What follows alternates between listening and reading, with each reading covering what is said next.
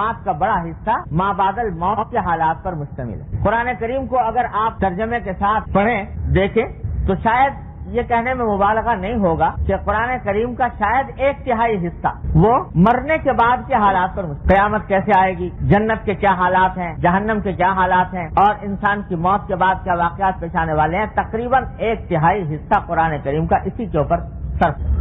مقصد یہ ہے کہ انسان اس دنیا میں رہے ضرور، لیکن ساتھ ساتھ یہ بھی پیش نظر رکھے کہ آگے کیا ہونے والا ہے۔ وہ انسان اگر اپنے سامنے رکھے تو اس کی دنیا کی زندگی بھی درست ہو جاتی ہے، اور اگر وہ بھول جائے، موت سے غافل ہو جائے، مرنے کے بعد کے حالات سے غافل ہو جائے، اللہ کے سامنے جواب دہی کے احساس سے غافل ہو جائے تو دنیا کی زندگی بھی خراب ہو جائے۔ تو اصل مقصود اصل میں یہی ہے کہ اس زندگی کی فکر ہم آپ یہاں پر جو بیٹھتے ہیں یہ تھوڑی دیر کے لیے، اصل مقصود اس کا یہی ہے کہ اللہ تبارک و تعالیٰ اس مجلس کے ذریعے اور باہم بیٹھنے کے ذریعے وہ فکر ہمارے دلوں میں پیدا فرما دے، اس زندگی کو بہتر بنانے کی فکر پیدا فرما دے۔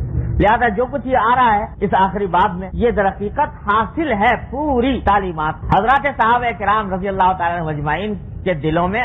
نبی کریم سرور عالم صلی اللہ علیہ وسلم نے یہ آخرت کی فکر اور جنت و جہنم کا دھیان اور خیال ایسا جما دیا تھا کہ کسی وقت ان کے دل سے نکلتا نہیں تھا۔ دنیا کی کوئی زیب و زینت، دنیا کی کوئی لذت، کوئی مال و دولت ان کو دھوکہ نہیں دے سکتی۔ وہ جانتے تھے کہ حقیقت حال یہ ہے کہ یہ دنیا کی جو کچھ لذت یا راحت ہے یہ چند دن کی ہے، اس کے بعد جو اصل حقیقت ہے وہ آنے والی۔ ایک نقل و حرکت سے نبی کریم صلی اللہ علیہ وسلم نے یہ بات اس طرح صحابہ کرام کے دل میں بٹھا دی۔ کیسے بٹھا دی؟ حدیث میں آتا ہے کہ ایک مرتبہ نبی کریم سرور عالم صلی اللہ علیہ وسلم تشریف فرما تھے تو کہیں باہر سے کوئی کپڑا آیا، کوئی ریشمی قسم کا بڑا شاندار، اس کے اوپر نقش و نگار بنے ہوئے۔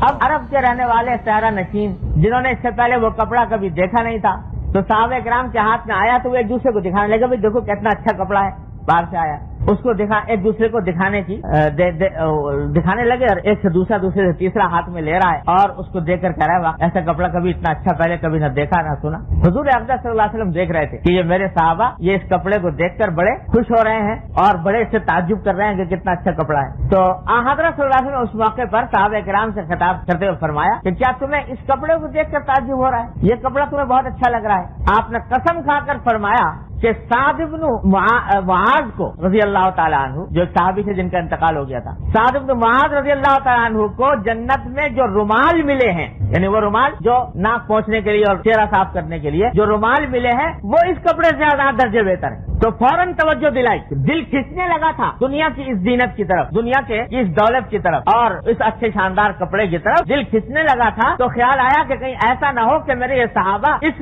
دنیا کی زیب و زینت میں اٹک کر رہ جائیں اور آخرت سے غافل ہو جائیں۔ فوراً تنبیہ فرمائی کہ سعد بن معاذ کو جو جنت میں رومال ملے ہیں وہ اس سے ہزار درجے بہتر ہیں۔ ایک ایک چیز کے اوپر نگاہ تھی نبی کریم صلی اللہ علیہ وسلم کی کہ ان کا دھیان دنیا میں ایسا منہمک نہ ہونے پائے کہ آخرت سے غافل ہو جائیں اور مرنے کے بعد کی زندگی سے غافل ہو۔ اس واسطے قدم قدم پر مرنے کے بعد کے حالات آپ نے بتائے صحابہ کرام۔